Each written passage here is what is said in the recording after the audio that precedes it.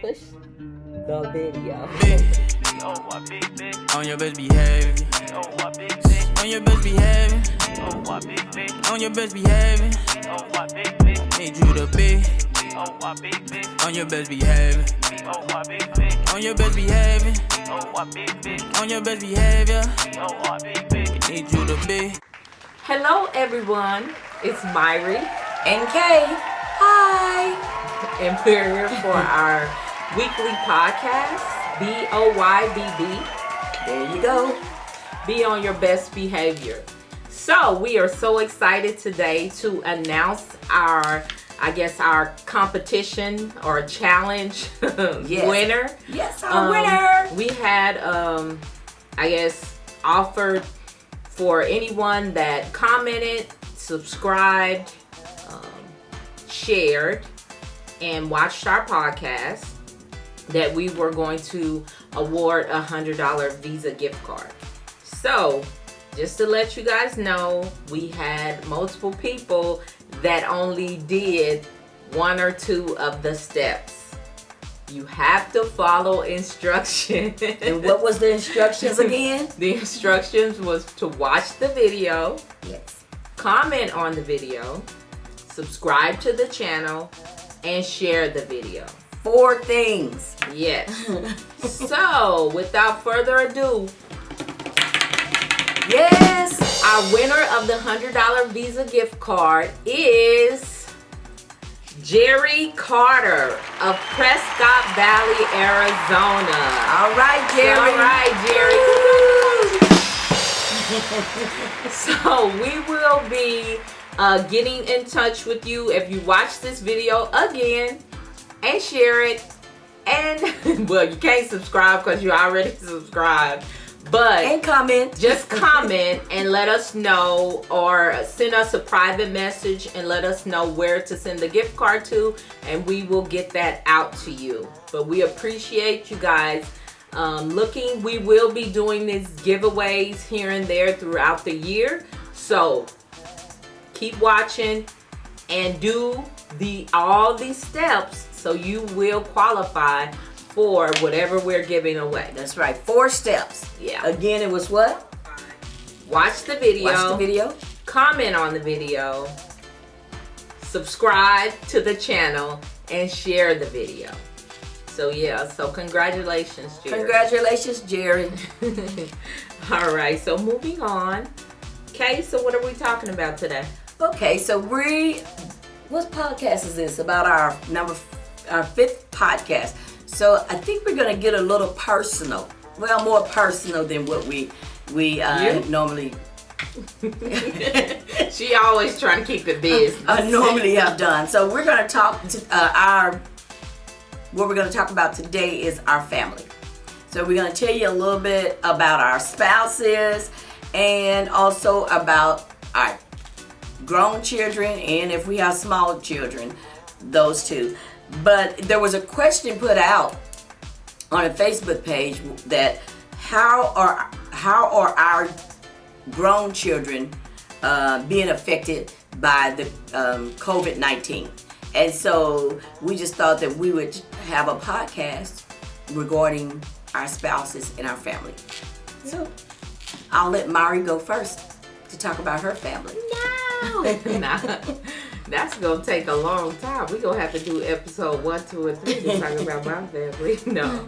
But as far as my kids, the question was kind of, are your older kids taking it serious? Well, I can say this: my oldest son and his wife are taking it very serious, even though he is continuing to work. She is staying at home and homeschooling the kids and things like that, and trying to find activities for them to do to stay at home. And it just breaks my heart because they keep asking, Mimi, can we come over? Because they call me Mimi. And I'm like, no, baby, we quarantined. So, I mean, we're just trying to do what we can do to not only keep ourselves safe, but to keep them safe. So, and then my second kid is twins. So my second youngest are twins. It's a boy and a girl. One is continuing, well, no, both of them are continuing to work.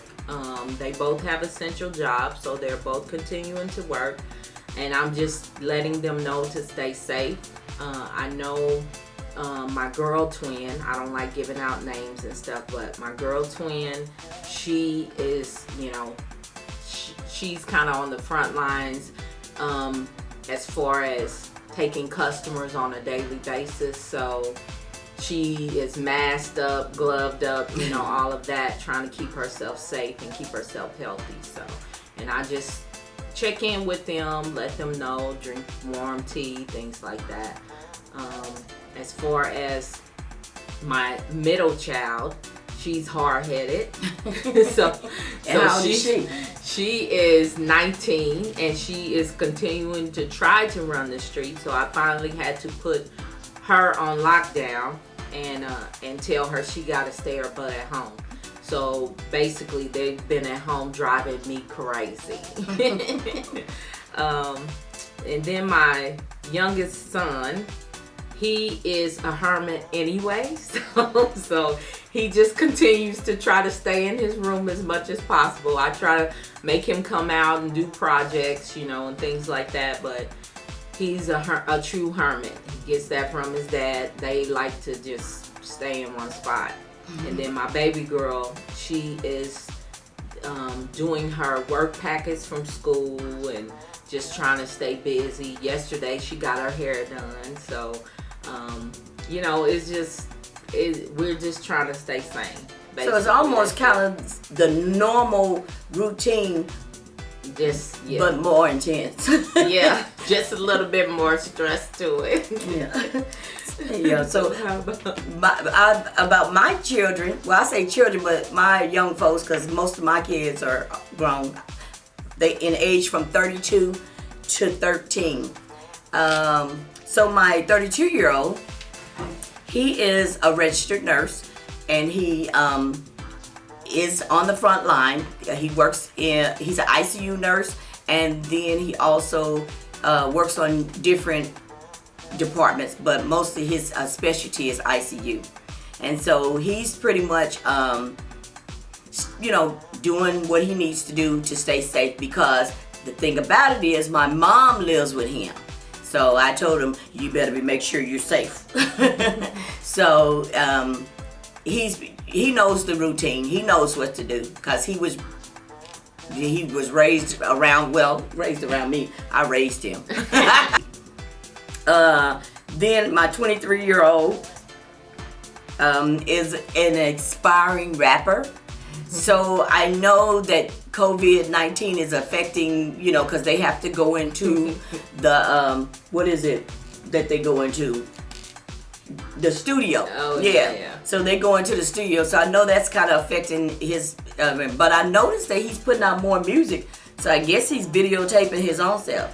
I don't know. And he owns a beauty supply store. So we're just coming up with different ways of getting supplies out to people. So going with that. Then I have a 21-year-old. My 21-year-old, the last I know of, he lives on his own. He was unemployed. So this morning when I texted him and messaged him, he stated that he was staying busy. He was exercising, going out to the mountains and such things of that nature. But very talented young man, just not has found his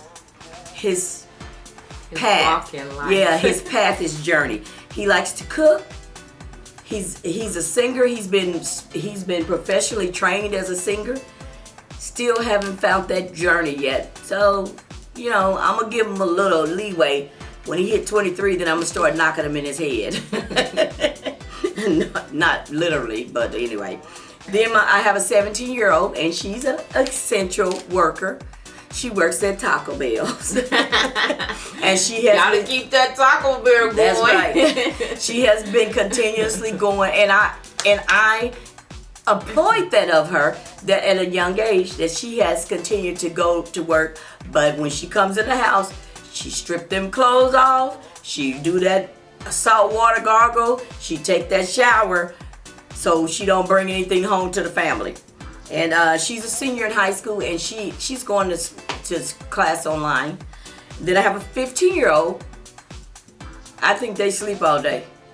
And the 13-year-old, they sleep all day. They wake up at nighttime. So as far as us arguing or getting in each other's way, we don't too much get in each other's way because everybody stay in their room. So that's pretty much it. That has not changed from from before the pandemic. That's right. They stay in their room. Yeah. Thank the Lord. No. So anyway, tell me about what Hernandez. How's it's working with you and your spouse at home? Well, don't go all the way deep. I won't go deep undercover. But I did get permission to talk about him today. So just to let y'all know, I'm not telling nothing that he hasn't approved. But it's been interesting. Very interesting. My husband is a disabled vet, if you didn't know. And he suffers from PTSD.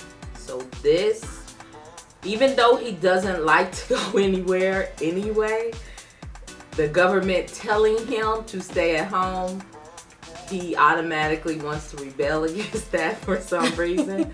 So it's been a challenge. He actually was out of the house. He went and sought help at the VA because sometimes he needs a break. He has severe PTSD. But they told him if you have a home, then you need to go home. Because, there's a lot of vets out there that are homeless. Yes.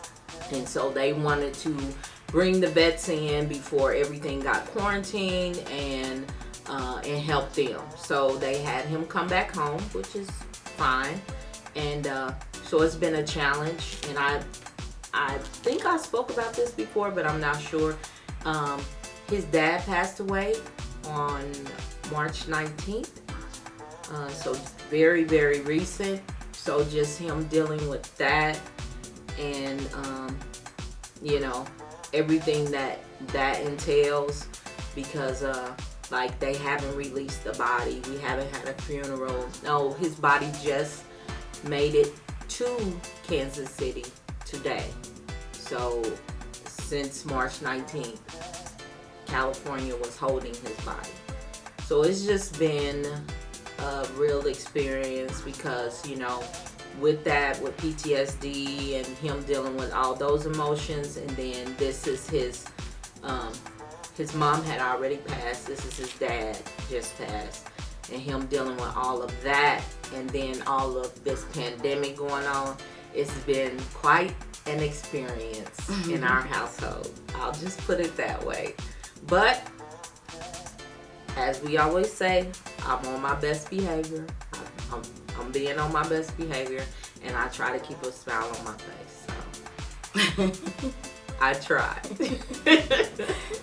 Okay, my spouse, and we still have a debate and argument because I can't figure it out. I need to look at my marriage license. But I say that we've been married 21 years, and he keeps saying we've been married 20 years. So what do you think? Because I say most women can remember better than men, but he keeps saying that we've been married 20 years. So anyway. And the way this chick's memory is, I'm pretty sure she's right and he's wrong. Yeah. So my husband is a registered nurse too, and he's a psych nurse. So he's still working on the front line. You hear about things for a distance because I don't have to work technically on the front line of how some of the jobs are holding or divvying out masks. And so he was telling me at one of his jobs they give them a mask once every 3 days because most nurses now work 12-hour shifts. So for the 12-hour shifts, 12-hour shifts 3 days a week. He gets a mask, one mask for the 3 days, and that's just a regular isolation mask, not the N95. So I think people us that don't have to work on the front line or not essential workers, we don't think about all the other effects that are affecting people. So the thing too, my husband works a lot. Well, I won't say that because some people spouse don't work and they may be complaining about that, but he works about 6 days out of a week. So mostly he does 12-hour shifts, but I know on like Monday he does 8, and then maybe another day during the week he does 8. So he works 6 days a week. Wow. Yeah, and then also, but let me put this in here. By him working 6 days a week, that's one of the reasons I ramped up my arsenal. No, since we was joking about that on the last pod. But anyway, so just from the experience being married 20 years, 21 years, notice I said 20, 21 years because I'm going to give his theory about some validation. By being at home more during this pandemic, you just got to stay out of each other's way. Yeah. And that's what we basically do. He has his own area. I have my own area. The kids have their own area. We do come together like when we're in the kitchen and we cooking and joking and laughing, and then we all go back to our own area. Right. So that's pretty much what you have to do. Find something to occupy yourself, which I have a lot to occupy myself with. And then because he works night shift, most of the time he sleeps. And then once he gets up, then we come together, talk, conversate about what we need to conversate about, and then we move on. So I mean, that's the best marriage advice I can give somebody. If both of you are at home now, stay away from each other. Stay away from each other. There you go. Now that's pretty much for me and Hernandez. He stays outside because he likes to be outside, and I don't like bugs. And I'm a worker bee, so I stay at my desk. I'm always researching, contacting people, doing Zooms, doing podcasts, doing QuickBooks, trying to create, because right now I'm trying to create an online class, and I'm trying to produce. So it just works. And like I said, I just try to keep a smile on my face. So many of you that I know of or heard of or seen you on Facebook and you said, again, I'm reiterating that 2020 is your year. We said that in 2019. Oh, 2020 is going to be our year. It's going to be our year. And then 2020 came in. And slap you in your face. and now you say, oh, I don't want 2020. I want to go back to 2019. As I said, keep me moving forward. Use this opportunity that God is resetting. Use this opportunity to move your business forward, move your education forward.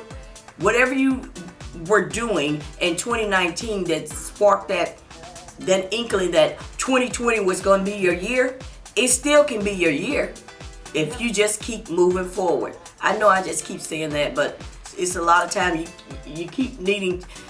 People need to hear that. Keep reiterate. Our dad used to do that when he would get up in the pulpit and say stuff over and over again.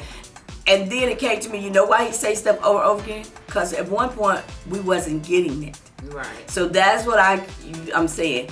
We keep moving forward. So I keep saying that because at one point some people are not getting it. Yeah. And so they will eventually get that they think that they need to keep moving their life forward. Yeah. So keep moving forward, and like we always say, be on your best behavior. BOYBB. Mm-hmm. And then too, in these days and times, be a blessing to someone else. Bye.